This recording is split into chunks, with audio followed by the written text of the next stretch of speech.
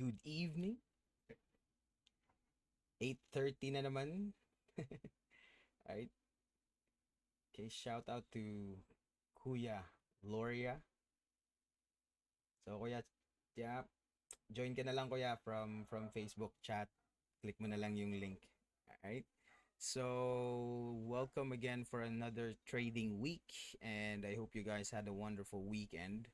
So for the guys who'll be joining us later on, or who'll be watching this session probably on a later time, I hope you understand na again, some of the technical analysis, all right, or the market have already moved, yeah, by the time that you have watched this video. But again, I still hope that you'll find this session helpful for your daily trading. And as always, let me advise everyone before we proceed further that any content that you are to receive and that will be discussed in this session is purely for educational purposes only. And again, this is not a financial advice. Okay, so let's start with the first currency pair. Today is Monday, and this session is the Monday market review. So, ano yung mga currency pairs na pwede nating abangan for the next trading days or so.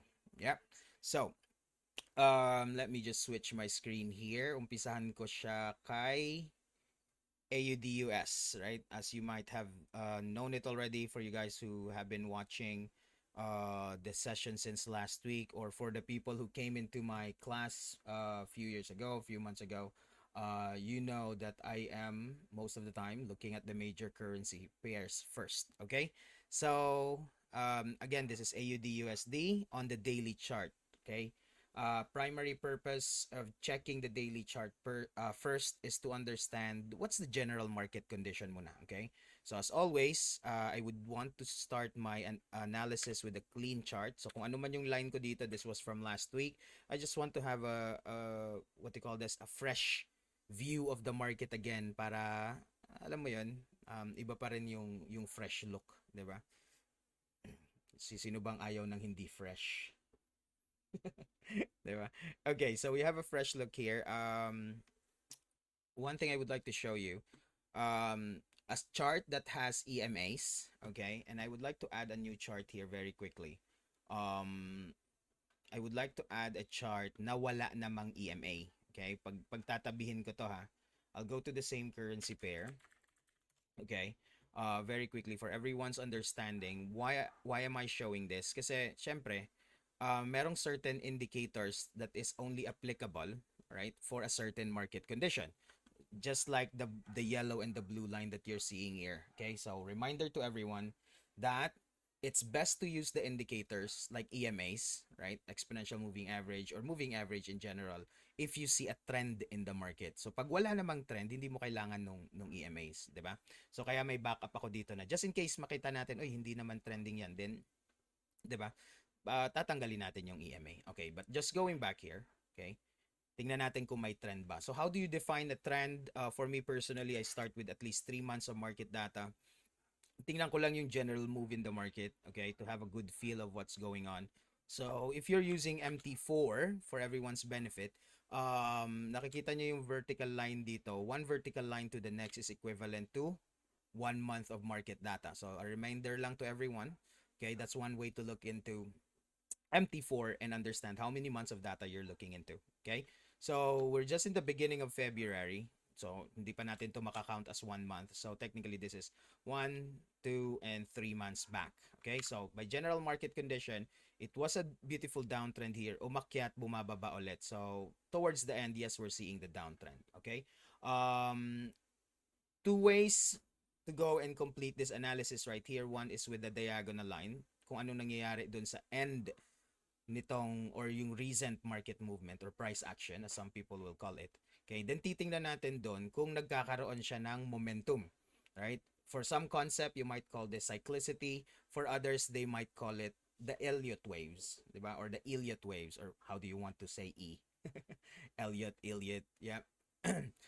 It will be the waves, right? So by concept, it is the extension, the pullback, the extension, and the pullback, right? So ang gusto natin makita, or cycles, ganun din naman. Ang gusto natin makita is if there's momentum on a certain direction. So seeing it here, okay, I understand for you guys who have watched this analysis from last week, you know that USD is a downtrend. For the people who's watching this for the very first time or who needs a review, okay, do we see that momentum towards a certain direction? Well, seeing two waves right here, right? Or for some people, they might call it cyclicity. Seeing two cycles right here shows us that there's momentum in that direction. So anong ibig sabihin nun? We are most likely to go for a sell more than a buy, anticipating for the price to go and move that way. Tama? Okay. So, again, saan nanggagaling tong analysis natin? By seeing or looking at the last 3 months data, ang movement ng market generally is going in that direction. Oops, sorry. Kunin ko lang tong oops. Sorry. Yeah. Yan, seeing the last few months move. Okay? So, from here, yeah, the second way to complete this analysis, sabi ko nga, again, the first one was the diagonal line. The second one is your horizontal line support and resistance. Okay? If you do not understand the concept of support and resistance yet, there's lots of videos or contents out there online that you can find one. Pero sabi ko nga, sometimes it's a little bit challenging if you're trying to read something on your own. So, wala pong masamang magtanong kayo kung siguro probably if you're connected to a certain school or whatnot, ask your coach, right? If you want to ask that question to me, you can go and send that to the comment section and I'll do my best to respond to your questions, or kung nasa Facebook kayo, then still sa comment section, right? Kung meron kayong hindi naintindihan, okay? Alam ko masyadong maraming information out there online, okay? Pero minsan ang pinaka-challenge natin is how to interpret, 'di ba? Kung ano yung nabasa natin. So, tatandaan nyo lang po, wala naman pong masama kung magtatanong kayo, tama? 'Di ba? So, just go ahead and send your questions over. Ask me anything, 'di ba? I'll do my best to answer all those questions to the best of my knowledge. All right? So again, going back, support and resistance is another way to understand where the price is likely to go next. Okay, so una natin ginawa kanina is the trend line. You're seeing those waves, you're seeing those cycles. Again, with the help of the EMAs, that's another thing. If you're not used to using EMAs, wala namang pilitan dyan. Depende talaga kung saan kayo comfortable, di ba? If you're not used to using EMAs or wala kayong tiwala, sabihin na natin, dun sa analysis na binibigay ng EMAs, walang problema. You can have a clear chart and just go and do the trend line if your goal is just to see the price pulling back to the trend line, and that will be your entry price or whatnot. Ang importante, number one, is that you understand what the current market condition is, kasi it's so difficult to make a decision without understanding what the current market condition in the first place, di ba? So again, trend line, then the next will be your horizontal line to identify support and resistance. So essentially, you're just looking for the highs and the lows in the market to know and identify possible reversals, or yeah, where the market is likely to reverse. Okay, so since ang expectation natin is for the price to go down, the next question that you might want to ask is how low can it go? 'Di ba? Kung yes, meron na tayong decision na yes, we're seeing the downtrend, pero hanggang saan pwede mag-downtrend? Yun ang gusto natin malaman. Support and resistance, yeah, will be the best tool for you to use, or for me at least personally, will be the best technical analysis for me to know how far or how low this price can go. So looking at least, again, going back to the 3 months data, since galing siya dito sa taas, bumaba, ito yung pinaka-lowest. So historically, ito din yung pwede kong pagbasihan to whatever the market can possibly do next. So, for now, at least within the 3 months data, I'm seeing that the market is likely to go here. Lagyan ko ng green circle. Dito ko siya ina-expect. So, kung nagsasell ako, the question that I want to ask myself is, do I have enough room for selling? So, from where the current price is towards where the floor is, do I have enough room for selling? Well, obviously, I do. It's just that, okay, let me pose another situation here or scenario for everyone. It's just that there's another level of floor level here, or horizontal line, I mean, where the price hesitated or nagkaroon tayo ng konting reversal bago pa man siya nagtuloy-tuloy eventually. So, are we seeing this as another floor level that can hinder our trade today? Possibly, yes. 'Di ba? So, ganito lang ang pinaka-basic na rule ko, pag nakita mo, wag mo nang i-disregard. Pero kung hindi mo nakita tong horizontal line na to and you say, yeah, I want to sell, I want to see the price here. So this is not, it's not getting in your way. Yeah, your focus is just to see the price towards the lowest, 'di ba? But for me personally, now I'm seeing it. There are some things that you saw that you cannot unsee, sabi nga, 'di ba? Mahirap 'yan. 'Di ba? So since nakikita ko na siya ngayon, now it's playing in my head that this is becoming something in my way. Anong ibig sabihin nun? Pag nakakakita kasi tayo ng historical data where it reversed again historically, 'di ba? We might anticipate for the same thing to happen to where the price is. So ibig sabihin, ang nasa utak ko ngayon, baka pwedeng mangyari ito. Eh kung nagsasell ako at biglang umakyat si price, the question that you want to ask there next is, do I have confidence on that trade? If the answer is yes, you might want to proceed. But if the answer is no, parang bumababa yung confidence ko to take the trade, then you might want to move to the next thing, right? Or to the next currency pair. So that's my scenario now. I'm telling myself that, okay, meron akong nakikitang floor level dito, nag-hesitate si market to go down. So probably this is getting in my way now. So what's my trading plan? My trading plan is, I want to go to a lower time frame here and see if I can go and take the trade, and my entry price will be somewhere below that horizontal line para mawala siya doon sa level na tawag dito that it is getting in my way. Kumbaga, walang nakaharang, ba? Sa Bisaya pa, way babag ba? 'Di ba? So walang nakaharang diyan. So for you, your impression now is like, if the price can go here below this horizontal line, now you have a much bigger room for selling. Instead of selling now, baka mag-bounce siya dito, di pa akit yung price instead. Yeah, I hope that makes sense to everyone. Okay? Now, I have a short-term trend here that I want to show you. Kung lalagyan ko ulit ng small trend line here, nagkakaroon ako ng short-term downtrend. And if you can remember, and you were with me last week, this is something that we were anticipating as well. For a lower time frame move on AUD-US. Now, for me here, I'm seeing this very good price action right here, a potential bearish engulfing again, right? The current bar is just breaking out of the previous bar.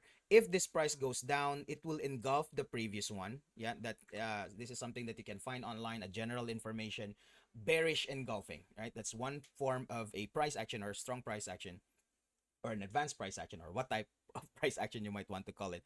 But this is a general knowledge that's out there online that you can also use as your what do you call this, basis for your entry price. Okay, so for the people who knows how to identify their entry price, good and well and good.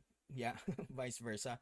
You know how to interpret or identify your entry price. But if you're kind of confused, saan ba talaga nilalagay yung entry price, let me know in the comment section as well, so I can give you a follow-up session on that one or whatnot. Okay, but for all intents and purposes, we're seeing a potential what do you call this, potential bearish engulfing, right?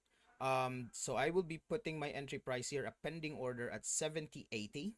Yeah, I don't want to go and use the round numbers there. Tingnan natin. 83, 2 pips at least. Reasonable. Right? Probably 70.79. Yeah. 70.79. I'll go for 70.79. Let's set a new order here. Okay. Again, I'm putting just 0.1, or depende sa inyo, if you want to go for 1.0 lot size, that means you're trading at least at $10 per pip. Okay, for everyone's benefit here, I'm just going for at least a dollar per pip here, right? Again, magdidepende to sa risk appetite nyo, sa size ng account nyo. There's several factors how you can identify your lot sizing. If you're not aware about lot sizing, you don't know what I am talking about, let me know in the comment section as well. So probably later on, our next session, I can touch on that again. So let me know. Yeah. So entry price, I'm setting a sell stop order. I'm expecting for this price to go down. Yeah, we're getting a little older. I can't remember yung entry price na sinabi ko kanina. Shoot. Let me see. Oh, sorry. Ito pala. Okay. So at least 2 pips lower there. 70.79. Yes, there you go. 0.7079. 0.7079. Okay. Stop loss will be the high of the previous bar. Lagyan natin ng konting offset. I would say probably like 10 pips. Is it too much? Reasonable.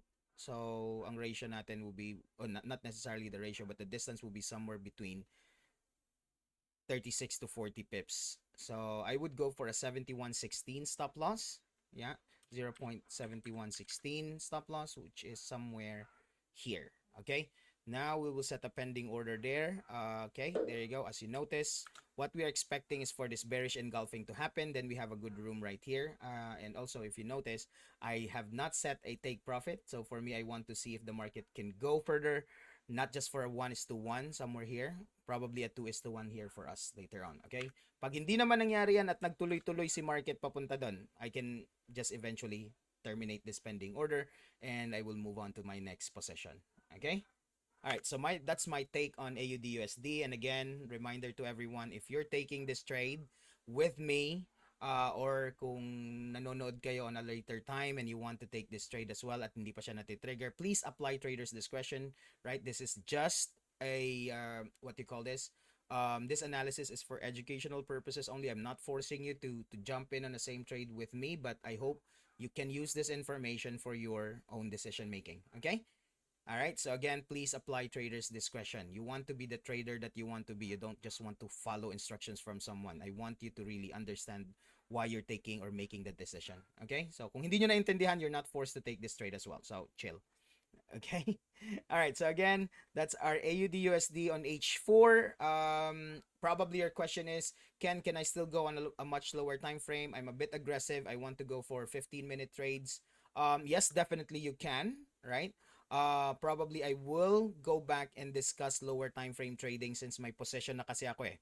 May position na ako on a 4-hourly chart, so I don't want to add an additional position on a 15-minute chart. But for the guys who could be asking this question, would you also take if you are to make a choice, would you take a 15-minute trade or a 4-hour trade? Okay. Just to quickly answer that question, again, probably I'm just assuming that you might ask this.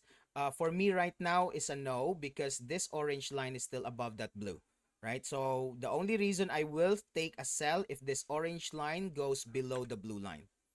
Ganito ang magiging itsura ng EMAs ko, yung lines na yan napapansin nyo. So for now, I'm not taking any sell on the 15-minute chart yet. I want to see this price go first, then saka ko lang i-consider yung selling on 15-minute chart. Now, in that case, if you notice, ganun din yung reason natin for taking or getting in on a 4-hourly chart. Gusto natin mangyari muna tong pagbaba, saka tayo nag-agree, right? That's the beauty of setting a pending order. You want to see the market move in your favor, or at least, right, seeing that the market is likely to move in your favor. There's a higher probability that it could, diba? Hindi ka like totally relying on chances only. But yeah, look at this push. There's a little weakness on the dollar at the beginning of the trading week, kung mapapansin nyo. But anyway, this is a pending order anyway. Wala pa, kung maakit man yan siya dyan, tamaan man yung stop loss natin, it's still a pending order. Wala pa tayong talo dyan. The only way, right, your trade will be active is when it hits the entry price. Okay? So, naka-pending pa lang tayo. So, chill pa tayo dyan. Okay? Alright. So, I'll go to Euro USD now. Okay? And see what's going on here. From last week's position, we were expecting for a sell from this potential double top right here. Pero, hindi pa siya nagmo-move. It was profiting at the earlier this afternoon. Nandito na tayo. I was expecting for it to cross over. Hindi pa rin nangyayari. Umakyat ulit si market. Pero, kung mali talaga yung analysis natin and eventually the price breaks out, may nakaabang tayong stop loss doon to protect our capital. But anyway, for everyone's benefit or for the people who are just joining us in this session, or if you're watching this video, the recorded one na, yeah, I hope you can still review Euro USD and this analysis will help you make the decision whether you want to be involved with Euro US or not. Okay? Same drill. I would like to go and have a clear view of this. Right? Kagaya ng ginawa ko rin kanina, if you notice, yeah, again, this approach right here, or this part right here is very optional. You don't necessarily need to do this as well. Sa akin lang, I'm just, as much as possible, I want to show you several examples on how I do my analysis, and if it helps you follow it, then go and do it. Again, I would like you to see several ways to read the market. Okay, so for me, one would have the EMAs, one chart doesn't have any. Okay, just your price action purely. Okay, I always start with the daily chart. Again, 3 to 6 months. 3 months will be at least reasonable for me. Okay, so at least 3 months data there. Kung mapapansin natin dito, compared to whatever we saw on AUD USD, right? Though may downtrend tayo dito, may konting sideways nag-push. Dito wala na ako nakikitang yung waves, yeah, yung pullback, yung retracement, okay? Or for other people, you might want or you might have learned this way of trading, and it was called in terms of cyclicity, diba? Or tinawag siyang cyclicity. So cyclicity and Elliott wave at one point looks into the same concept. Yeah, yung momentum pa rin naman ang tinitingnan niya. Okay?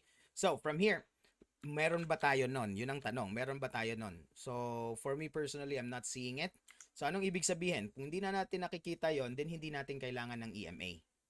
Okay? Hindi ko kailangan magkaroon ng yellow and blue line dahil wala akong nakikitang trend eh. So, I will treat this as a potential sideways, or for you guys who are familiar with chart patterns, this is becoming a double top. Okay? And becoming a ceiling level here, and again the expectation is for the price to go this way. So kaya nakasell ako since Friday. It's just that hindi pa nag-trigger siya sa H4 tapos bumabalik siya sa entry price. So let's see again. This is the beautiful thing about trading is that there are some trades na kahit gaano kaganda yung analysis mo, it can go the opposite direction. Kaya nga it what you call this, hindi kasi pagandahan ng analysis eh, 'di ba? Alam mo sa nagkakatalo yan? Sa pagandahan ng pag-protect ng account. That's the reality of it. Kasi sometimes you can be wrong, di ba? So, we were right here. We were making money here, right? But eventually the price is going up. Well, sucks to be me. I did not take the money when it was going down, right?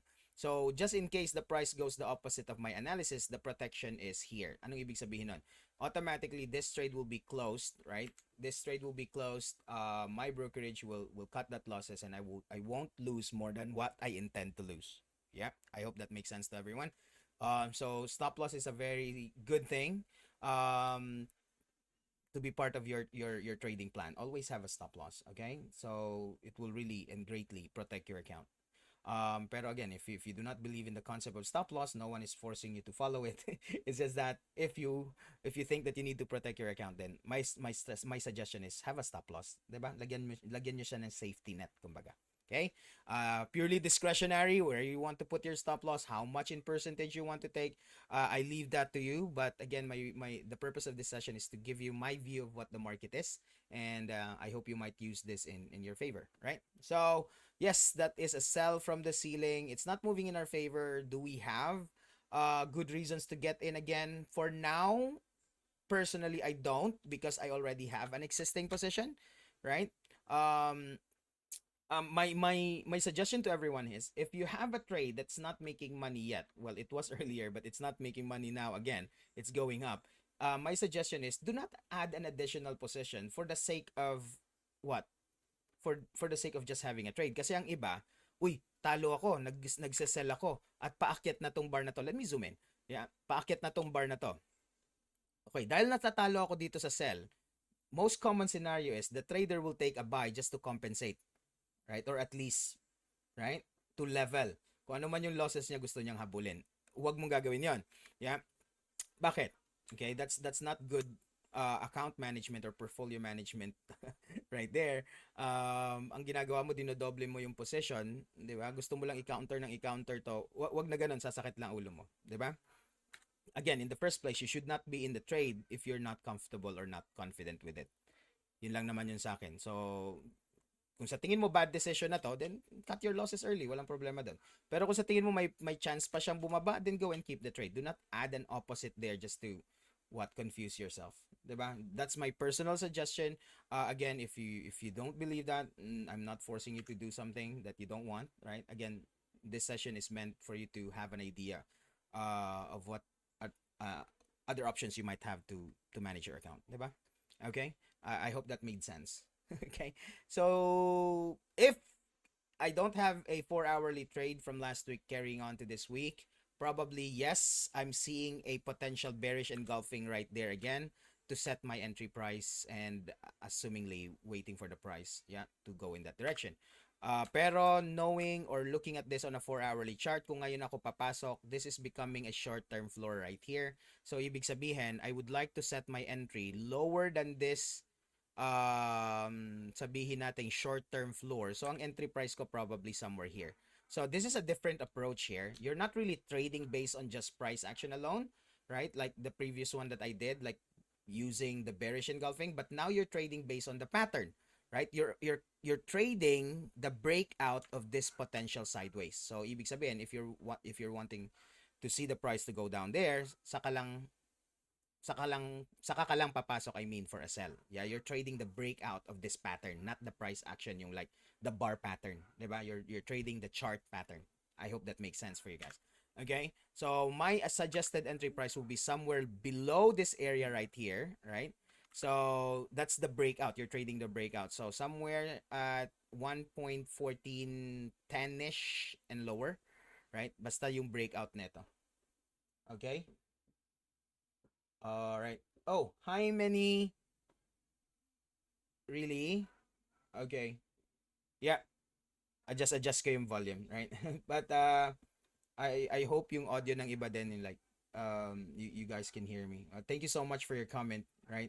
Let me know then on the comment section, so I would know how to improve the next sessions as well. All right? Ang challenge ko lang on having what you call this, the YouTube live and the Facebook live, yung mga tawag dito, yung mga comments and some chats comes in a little delayed, 'di ba? So but anyway, that's uh, we can manage that later on. But I hope you understand kung ano pa yung ano na yung nangyayari sa atin dito ngayon. Right? But anyway, thank you Manny for letting me know. Okay? So I hope the audio is a little bit better now. Okay? So that's my take on Euro US on H4. Ganun ang gagawin ko. Pero, okay, there's another pero here. If you are trading on a lower time frame, balik ko lang yung horizontal line ko dito. Again, that's our ceiling right there. We're selling from the ceiling. If you go to a 15-minute chart and you have that orange and blue line, it's already crossing. Yeah, kung mapapansin nyo, or kung maalala nyo, ito yung sinasabi ko kanina. If I want to sell, I want the orange line below the blue, right? Which is now, okay? Pero nga, sabi ko, may existing position na kasi ako eh. Pero, let's say for the sake of this discussion, wala akong position now and I want to get in again. Would I get in now? I would say no pa rin. Why? By the concept of support and resistance, the price action now is above the EMAs. So, ibig sabihin, binibreak niya yung resistance. So, nagiging resistance itong EMA. Binibreak niya. So, I don't want to be selling, tapos yung EMAs ko ang nagiging floor. So, likely, you want to set your entry price below. So, ibig sabihin, aabangan ko pa rin. So, technically, I want to see this price go back. Okay? At magiging below siya nung EMAs natin dito. If I'm taking the EMAs as my support and resistance, I want to sell below the EMAs para mas mataas yung probability for the price to go down. Yeah. Ito kasi medyo nasa taas na. So again, I'm just going back to the concept of support and resistance. I am on the 15-minute chart. If your question is, papasok ka pa ba doon? Right? Or maghanap ka ba ng ibang position on Euro US? Okay? So kung sabihin natin, wala man akong position sa H4, I would wait for a much better setup on the 15 minutes pa rin. Yeah. Unlike dun sa AUD US natin, meron tayong pending order na. Okay? So, moving on, I want to move on to Gbp USD now here, which is becoming an inverse head and shoulder here now. Okay? Pero may konting delay siya dun sa expected or the perfect inverse head and shoulder that you might want to expect. All right, sandali. Tanggalin ko yung mga horizontal lines and I would show you, I will keep this instead, right? I would show you the pattern that I'm talking about. Again, if you're already familiar with the pattern, the chart pattern, then you know what am I talking about. But if you're not, then you can let me know in the comment section. So again, sabi ko nga, with these things, I can definitely do a separate video or talk about these things on a separate session with you or for you guys. Okay, so an inverse head and shoulder pattern. Look at this, a downtrend losing its momentum right here. So ito yung nagiging head at ito yung nagiging shoulders niya, right? So with this pattern, the expectation is for the price to go there. So I was expecting for it to go in that direction Friday, but it dropped. So I was expecting for the breakout, yeah, but it dropped. So, well, Friday was non-farm payroll and the dollar was performing well on last Friday. So that caused this move right here. So, my potential ba na It's time for bed. Oh yeah, thanks Alexa. Time for bed. All right, so what I'm seeing now is no longer a inverse head and shoulder, but instead, look at this. Yeah, let me update this analysis. I'm still seeing another pattern, but it's no longer called the inverse head and shoulder pattern. But what I'm seeing now is a symmetrical triangle. What we're seeing is indecision in the market now. Yeah, symmetrical triangle shows us that there's indecision in the market. There's no clear direction. There's no clear momentum of where the market wants to go. It was a downtrend at the beginning, tapos nawawala yung momentum dito. So it's neither a downtrend nor an uptrend, or at least not yet. Diba? So the best way to trade this is to trade this within this area right here for short-term traders. Yeah, dito lang kayo mag-ooperate. Anong ibig sabihin nun? So, ang magiging level of monitoring nyo will be when the price touch this level, anticipate for this to reverse. Dito, ang entry price nyo. Pag umakyat doon, then sell na naman kayo dito hanggang ma-break niya yung symmetrical triangle either way. Pataas man or pababa.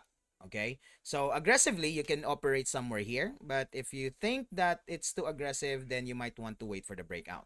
So since that's what I'm seeing now, I want to be conservative in this one. I don't want to touch GBP USD until I see a much better setup. So for me, the easier answer here is next currency, please. I don't want to touch GBP USD yet. Okay, so but if you think otherwise, let me know in the comment section para ma-update natin on our next session, which is on Wednesday. Tingnan natin kung ano yung magiging movement ni GBP USD. Alright? For me personally, I don't want to touch on this, at least not today. Okay? So moving on, I want to go to Nzd USD. Okay, Nzd USD will be our next one. Okay, if you notice, I'm focusing on currency pairs where the dollar is the term currency. Ihuli ko yung dollar base. Okay, so Nzd US. Okay, let's see what's happening there at least for the last 3 months. Ano bang nangyayari dito? Pababa, umaakit ng konti, then bumaba. Do we see those waves that we saw on AUD US? Not as clear as you want to see it, pero yes, we do. Pero hindi nga as defined as AUD US, alright? So probably for some, hindi na nila talaga to i-consider na multiple waves or multiple cycles. Probably for some, ito yung pinaka-obvious. So one wave lang. Okay? Which is actually okay too. For some, probably you're looking at the bigger picture. You're looking at this one. So baka dito nyo pa gusto mag-sell. And I would like to look at this way.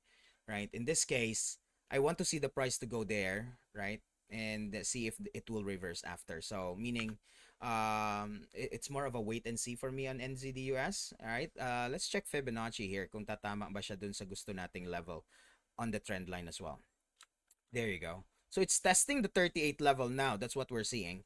So the 38 level fib, if you're familiar with the Fibonacci levels, will be the earliest test for a new or the beginning of a new wave, right?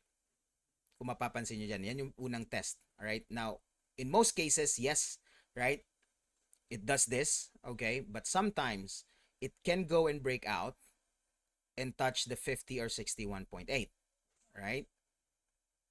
Okay, now for me personally, do I trade the 38.2 level? For me, it is an early level to consider. Right? Though sometimes, minsan nagiging aggressive tayo, gusto natin pumasok dyan. So, okay lang din naman. Diba? Pero, the conservative me will wait for the 61 and 50% fib. Doon ako mag-aabang. Right? 61 or 50% fib. Again, like I reminded earlier, if you're familiar with the Fibonacci levels, then go and use the Fibonacci levels as part of your analysis. If you find this a little bit confusing, no one is forcing you to go and use the analysis. Or you can go and search it on the web, right? There's loads of materials out there that talks about Fibonacci. Educate yourself, right? Pero sabi ko nga, the biggest challenge sometimes is when you're reading something on your own, watching something on your own, what you might want to understand is whatever you're understanding currently will be your interpretation as well. So wala pong masama magtanong. Magtanong kayo. Send it to me, yeah, on the comment section. Again, I would try my best to answer to the best of my knowledge kung ano man yung question nyo, right? Or if you know someone who can answer the question better, go. Walang masama magtanong, okay? Kung hindi niyo naintindihan yung Fibonacci levels, sabi niyo ano ba tong pinagsasabi ni Ken? Wala namang hindi ko maintindihan, walang kwenta ata to. Well, it's okay. Yeah. Kung hindi mo naintindihan, okay lang sa akin 'yan. Magtanong ka lang, right? Kung interesado kang matutunan siya, 'di ba? So, pero kung sa tingin mo, sandali, komplikado yan para sa akin, hindi ko kailangan ng ganyang analysis. Then again, everything is optional, right? Discretionary, kumbaga. Okay? So just a reminder, if I am to take this analysis, I will not go for an early 38.2. Well, in most cases, I won't, right? But sometimes I do, okay? But my conservative me, or the conservative me, will always wait for the 50% or 61% fib, yeah? Or 61.8, yeah? So it's a wait and see for me if the price will go in that direction. Probably for some, might say, Ken, kung ang expectation mo pala is for the price to go there, why not buy now? Okay, that's a good argument too. Pero in my case now, if I'm expecting for this downtrend to continue, then I could be trading against the trend. That could be a little aggressive. So kung ayaw nyo ng konting aggressiveness in your trading, yeah, it's okay too, right? Next would be, okay, you might want to take this on a lower time frame. Short-term trade lang talaga to. So if I am to take that opposite position, that would be somewhere at 1 hourly or maybe 15-minute chart, right? So 1 hourly chart, do I see a trend price moving in that direction? Well, it's a bit flat right here, no momentum of pushing in that direction. X muna siya sa akin. Let's go down to the 15-minute chart. Same concept, right? Orange and blue line. If the orange is below, I would expect for the price to go down. Yeah, if it's below the blue. So, ibig sabihin, if my anticipation is for the price to go up, I would love to get in on a buy if, yeah, the orange turns out to be above the blue. So, abangan ko to. So, kaya nga, sabi ko kanina, it would be a wait and see for me when it comes to Nzd US for this week. Yeah. So, again, sabi nga nila, patience is a good skill to have when you're trading the currency market. Hindi ibig sabihin gumagalaw si market ngayon, kailangan mong pasukan. The crucial thing about trading is knowing when to get in. Diba? And in most cases, or for beginner traders, sometimes ang problem din is when to get out. So pag na-figure out mo yung dalawa na yon, kung saan papasok at saan i-exit, you have an edge to whatever you're doing. Yeah? Saan ka papasok, saan ka lalabas, 'di ba? So that's my suggestion to everyone. If you don't know where to put your entry price, I suggest you move to the next currency pair and find a much better setup. Yeah. If you're still confused on how to identify your entry price, let me know in the comment section too. So probably I can have a separate session with you on that, or we could include that on our next review as well, right? Again, this session is focused on seeing what the market's condition is at the beginning of the week at kung anong pwede nating bantayan for the rest of the week. All right? So that's my take on Nzd USD. Let me jump on the dollar base pairs, right? USD CHF to begin with, still generally sideways. Yeah. For the people who were with me last week, we were talking about these two horizontal lines here, and then you have something here in the middle. Right? And yun na nga, tinetest niya na yung level na to. Okay? Tinetest niya na tong level na to, and the price, oops, let me change the color so you guys can see. Yan, nagiging ceiling na naman ulit. Right? Though some of you probably would say, Ken, I'm seeing this uptrend, probably the price can go up. Again, I'm seeing this level where the market have been rejected several times before. It could happen again here. So I would like to be on a much, not really safer side, but I would say a much confident side of my trade. So ibig sabihin, mas gusto kong may confidence ako dun sa buy ko. So kung nakikita ko tong ceiling naman pala ito at may chance na bumaba, bakit pa ako magbabay dyan? Maghahanap ako ng opposite, 'di ba? Or kung gusto ko talaga mag-buy, antayin ko siyang umakyat doon din sa kakot. Yeah, probably go there. So, tingnan natin. Do I have good reasons to go on and sell now? Let me see. Wala akong nakikitang entry price. Wala akong nakikitang engulfing. Wala akong nakikitang breakout from the previous bar. A pattern right here is already good. We are late by about 17 pips. I don't want to chase that on H4. Let's go and jump in on the 15-minute chart. Tingnan natin kung meron pa. That's a beautiful potential crossover there. I would like to watch and monitor this tonight. Right? Let me know if you guys will be doing the same, right? Let me know, okay? If you see this later on, orange, blue, and you decide to sell. My entry price on this point is, pag nangyari to, my entry price will be somewhere at the touch of this orange line. Dito ako papasok. So, by the concept of the wave cycles, ganun pa rin naman. So gusto kong bumalik yan dito at tumama sa orange line. That will be my entry price. Yeah? Abangan ko to. This is something for me to watch tonight.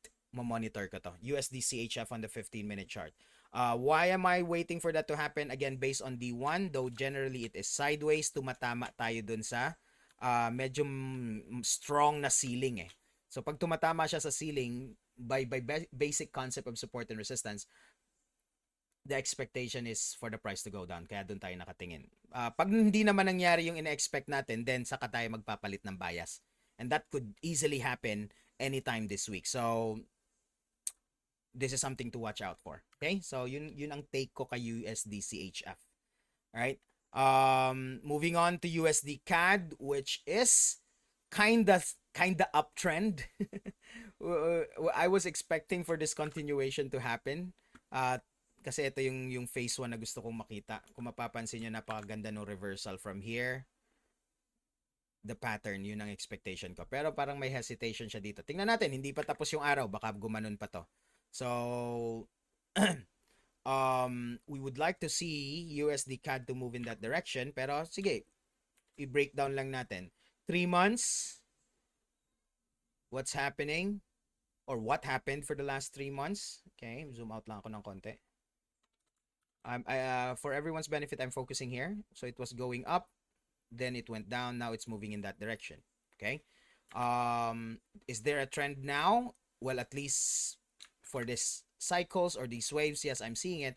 Technically, we are in the middle of that move. Yeah, nandito na tayo sa kalagitnaan eh. So I would like to see if I can get in on that on H4 instead. Kasi pag sa D1, medyo habol na ako dun eh. Habol na ako. Pero sa H4, maghahanap ako ng much better. Okay. This is reasonable. Tingnan nga natin kung kaya to. This is, I'm a little bit bothered by this one. Pero if I can go for a quick 1:1, 40 pips, alanganin. Let me go to H1. Sandali ha, nababother ako dun sa potential double top eh. Na magiging reversal. So baka hindi magtuloy yung uptrend natin. Tingnan natin. I really wanted to go for a buy. H4 gives me a little bit of a yes, but H1 in 15 minutes, same with the major time frame, which is D1, it's not giving me good reasons. So kung mapapansin nyo dito, it's like I'm overthinking. It's like, tawag dito, I'm trying to scrutinize the currency pair more. And the tendency now is for me to overanalyze it and spend more time on a currency pair that I don't really see a potential to trade or get in now.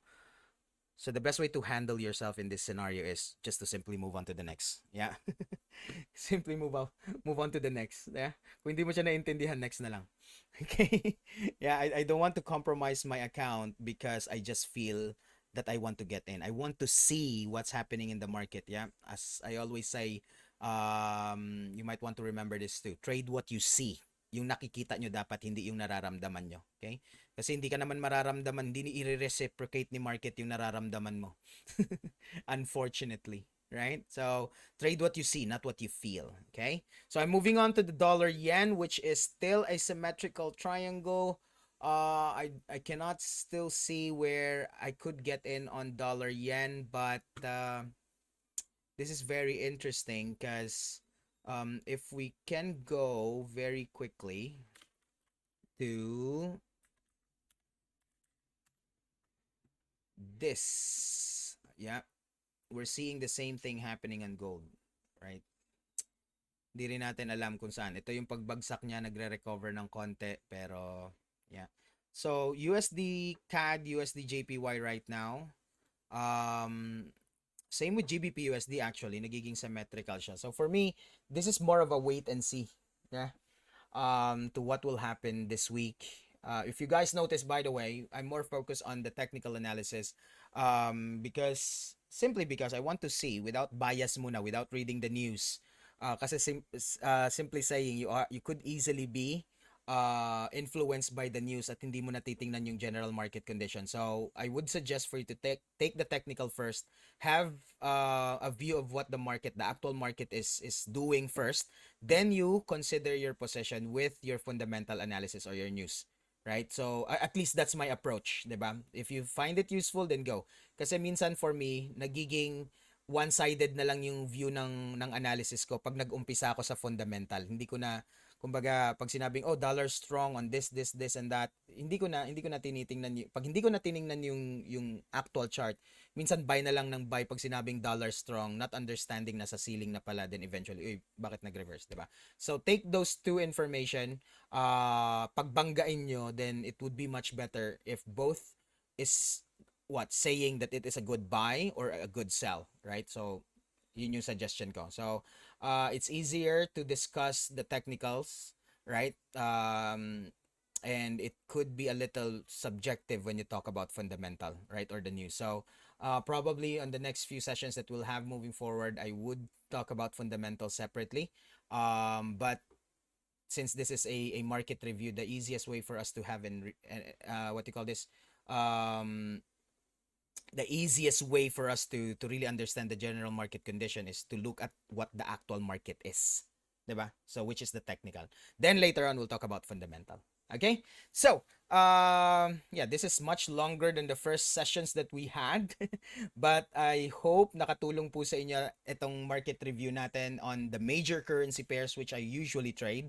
But if you have what you call this, a preferred currency pair na gusto nyong isama sa list natin on our next sessions, let me know on the comment section as well para maisama ko siya sa list. Okay? Kung let's say meron kayong certain currency, asset class, probably a cryptocurrency that you want to touch into, let's see if we can do that as well.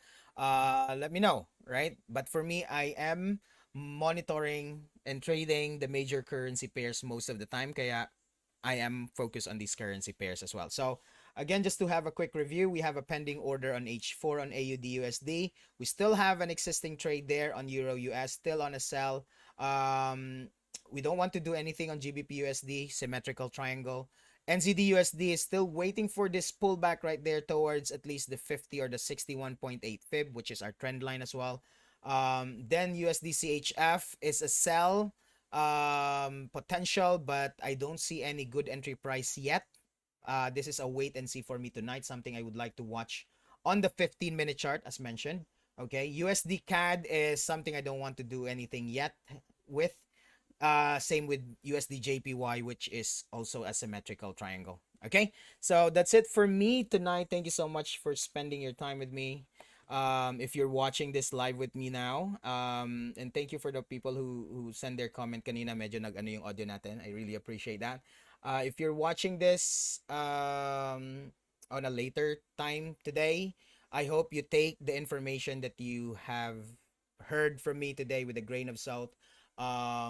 Take this not as a financial advice. Again, right? This is my personal view of the market. Take this as part of your education. Yeah. Again, kung merong hindi naintindihan dun sa diniscuss ko or whatnot, wala pong masama magtanong. Send your questions over. Let me know what you need. Okay? We'll have another session anyway on Wednesday so we can go and check kung anong mangyari. Manalo yung trade, good job. Kung nag-stop out tayo, then at least we have our stop loss there. The market will not eat up the whole account. Meron tayong risk management kung tawagin. Okay? All right, good. Another thing that I would like to remind everyone is to let me know too, if you are based in Cebu or you're based in Mindanao and you want me to have a separate session purely in Bisaya, let me know. Siguro karon pa lang pasayloan ako daan kung mahutdan kog Bisaya pod, kung dili pwede ka ng purely Bisaya kayo ang session. Atong unsa ni tag bish. Tagalog, Bisayang, English, right? So but let me know. If you're in Zamboanga City, let me know if you want a Chavacano session with me. Let me know para alam ko din kung anong kailangan nyo. All right? So from me to you guys, thank you so much for spending your time with me. I want to see you on the next session again. All right? May you have a pipful week, everyone, and always remember, trading should be fun. Bye-bye. I'll see you on the next session. Happy trading. Bye-bye.